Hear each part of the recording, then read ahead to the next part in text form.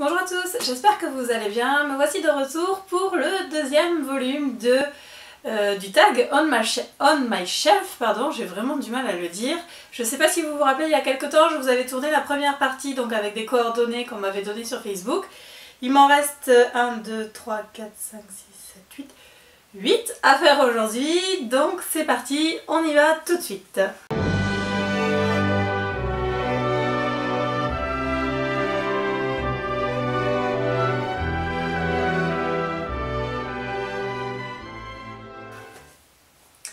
La première coordonnée m'a été donnée par Aurore, il s'agit donc de 9, 17, j'y vais.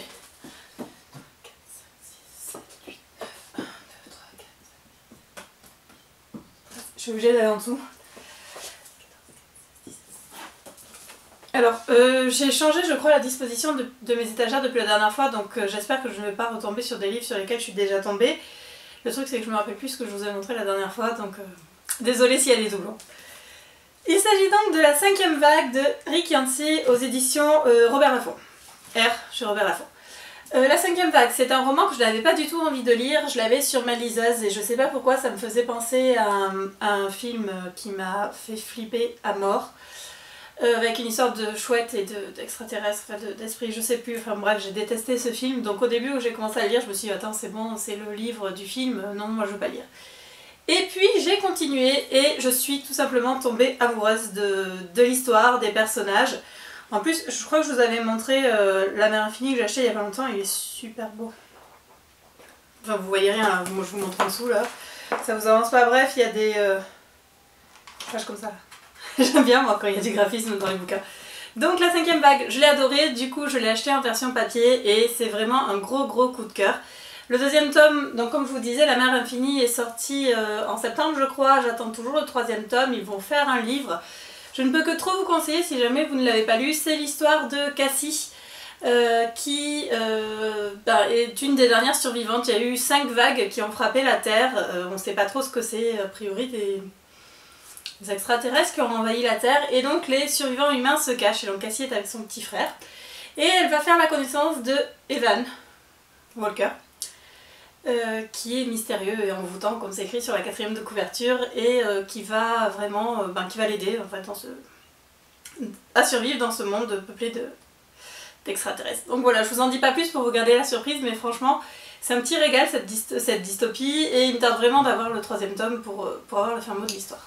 Pour la deuxième coordonnée, je vais devoir sortir, c'est Caroline qui me l'a donné, il s'agit donc de 17 et 9, donc là il y en a 12, je vais à côté, je reviens. Comme je vous l'avais dit la dernière fois, là-bas c'est ma bibliothèque où il y a les trucs que j'aime pas. Donc je suis tombée sur Les Tribulations d'une caissière de Anna Sam. C'est un roman qui est sorti en... J'avais acheté une bague à cette époque-là. Pardon, donc c'est un roman qui est sorti en 2008. J'en attendais beaucoup, il y a eu un gros buzz sur ce roman-là, c'est l'histoire d'une nana qui est donc caissière et qui a fait un petit peu les mémoires, hein, qui raconte un petit peu ce qui se passe. Ça aurait pu être mieux, ça aurait pu être franchement mieux, c'est pas génial, c'est assez bateau, c'est assez cliché. Et je me demande si c'est vraiment une caissière parce que c'est vraiment cliché pour ce que c'est et voilà, j'avais pas trouvé ça super donc je vous conseille pas de le lire parce que c'était pas génial, ça promettait beaucoup mais au final c'était pas top. Les 3e coordonnées m'ont été données par ma copine Julie, ma collègue de boulot, que je tiens à féliciter parce qu'elle vient de donner naissance à un petit Hugo, donc félicitations ma belle. Il est magnifique ton ange, il me tarde vraiment de vous voir tous les deux. Je vous fais plein de gros bisous. Donc les coordonnées que m'a donné Julie, c'est 7 et 9, donc 7 c'est tout là-haut et j'y vais pour le 9e livre.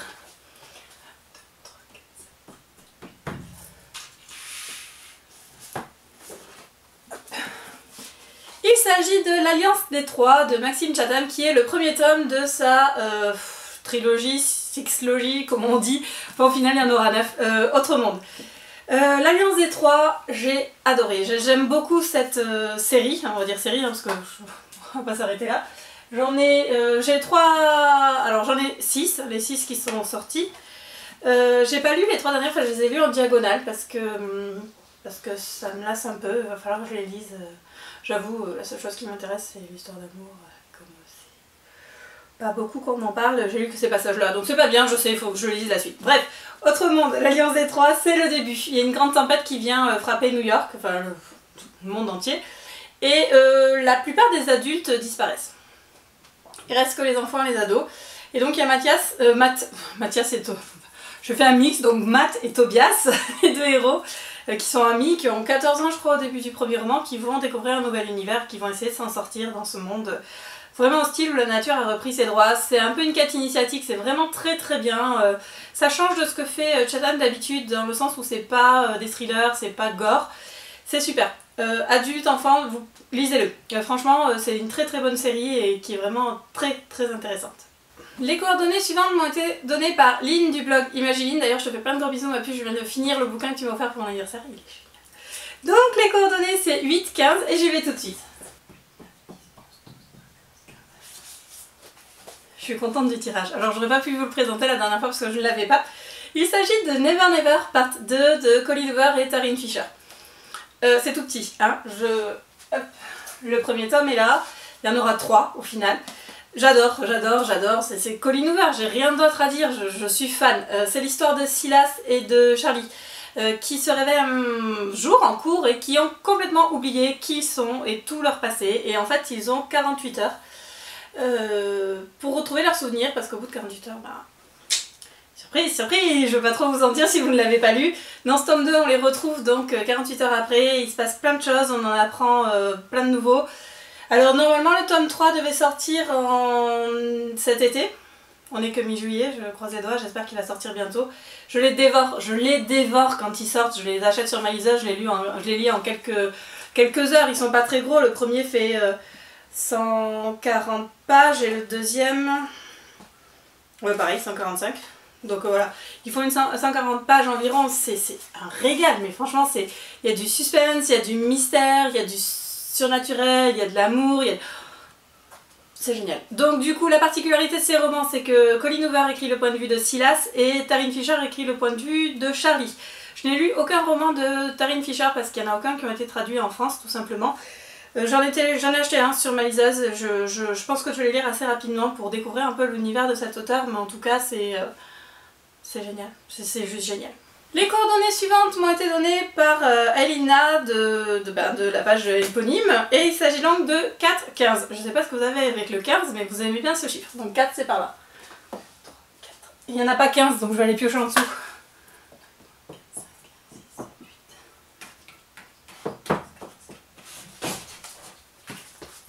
8. Alors comme ça va pas vous parler mais il s'agit donc de La neige et la cendre de Diana Gabaldon qui est le tome 2, 3, 4, 5, 6, 7 du Jardin du Tartan, plus connu sous le titre de Outlander.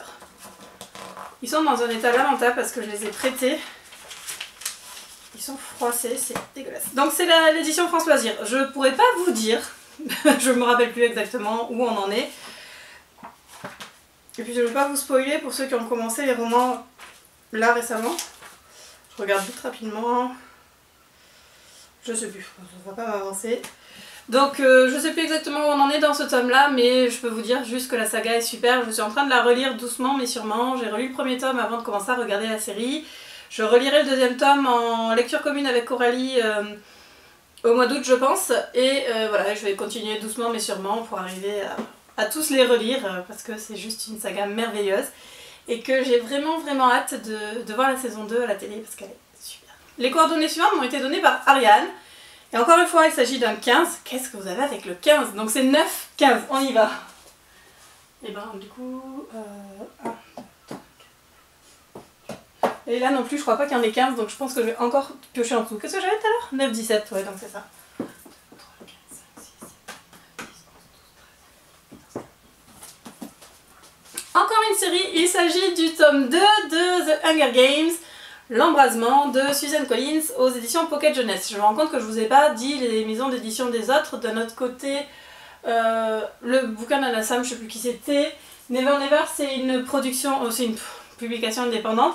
Et si, le Diana Gabaldon, je vous l'ai dit. Donc, Hunger Games, l'embrasement, c'est le deuxième tome. Donc à la fin des jeux, le film est sorti, hein, donc je vais pas vous faire de grands résumés là-dessus. Ceux qui ont déjà lu la saga connaissent. Ceux qui ne l'ont pas lu commenceront par le tome 1. J'ai bien aimé ce roman-là parce que on en apprend un peu plus sur les personnages. Katniss en apprend un petit peu plus sur ses sentiments pour Peeta. Je suis définitivement team Peeta. Donc voilà, j'ai adoré, à part la fin qui m'a un peu frustrée, mais vraiment très bien. D'ailleurs je me rappelle que quand je l'ai terminé, je n'ai fait qu'une chose, c'est filer, c'était un lundi. Je suis filée à la FNAC et j'ai acheté le tome 3 que j'ai commencé dans la foulée parce que je pouvais pas attendre de lire la suite de cette saga que j'ai vraiment adorée. Avant-dernière coordonnée, cette fois-ci c'est Julie B, donc Julie Bénard, une de mes amies aussi que j'aime d'amour, qui m'a donné ses coordonnées. On change un peu du 14, il s'agit du 15 pardon, 6-14. Et c'est mon étagère à BD, ça va être encore une Martine. Martine au cirque. Alors je sais plus ce qui se passe dans celui-là sinon que Martine fait du cirque. Elle rêve, il y a un cirque qui s'installe dans la ville et puis voilà. C'était pas un de mes préférés, je suis pas fan du cirque, j'ai la trouille des clowns. Comme beaucoup de monde, la faute à Stephen King, non, ouais, si, là-haut. Ah, et Poltergeist aussi, quelle idée de mettre des clowns, enfin bref, ça me fait largement flipper. Il y avait des images mignonnes, j'aimais bien celle-là, elle était mignonne, Martine avec son petit tutu, c'est vraiment mon truc de la danse classique. Voilà, c'était rigolo, Patapouf qui fume et qui fait du pâte à roulettes, hein, de nos jours on verrait plus ça. Et voilà, donc c'était mignon. C'était pervers, on voyait sa culotte, non mais on voyait tout le temps la culotte de Martine. Bref, tout ça que pour dire que Martine au cirque, voilà, un de plus. Les dernières coordonnées m'ont été données par Aline, ma collègue de boulot, la petite Joséphine Latruffe, plus connue sous le nom de Joséphine Latruffe. Je sais qu'elle ne regarde pas mes vidéos, donc je suis à peu près tranquille. Si jamais tu regardes ma poulette, ben, je t'aime d'amour. Donc elle m'a donné le 9-9, donc c'est tout en bas, et j'y vais tout de suite.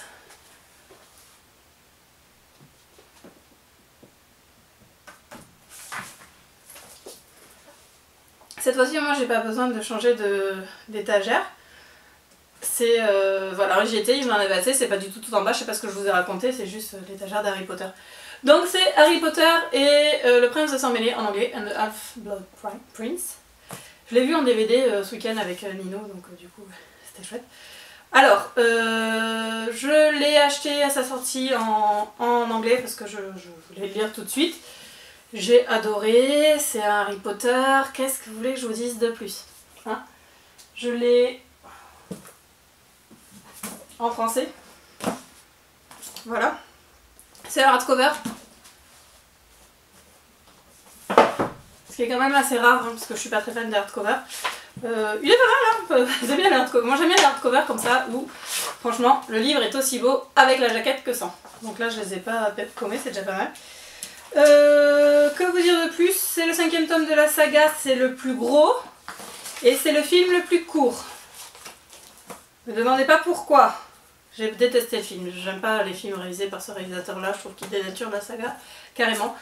Mais bon, en attendant, Harry Potter le prince de sang mêlé, voilà, c'est un très très bon roman, c'est un tome de la saga d'Harry Potter qu'on aime toujours autant.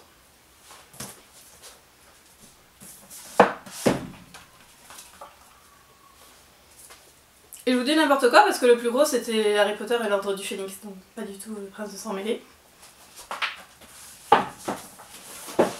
La preuve en image, ah, je crois que c'est celui-là le plus gros, donc je crois que c'est même celui-là le plus court des films, je sais plus, enfin bon bref, c'était le même réalisateur et ça volait pas très haut. Voilà, cette vidéo est maintenant terminée. J'ai donc aussi terminé mon on-shelf tag.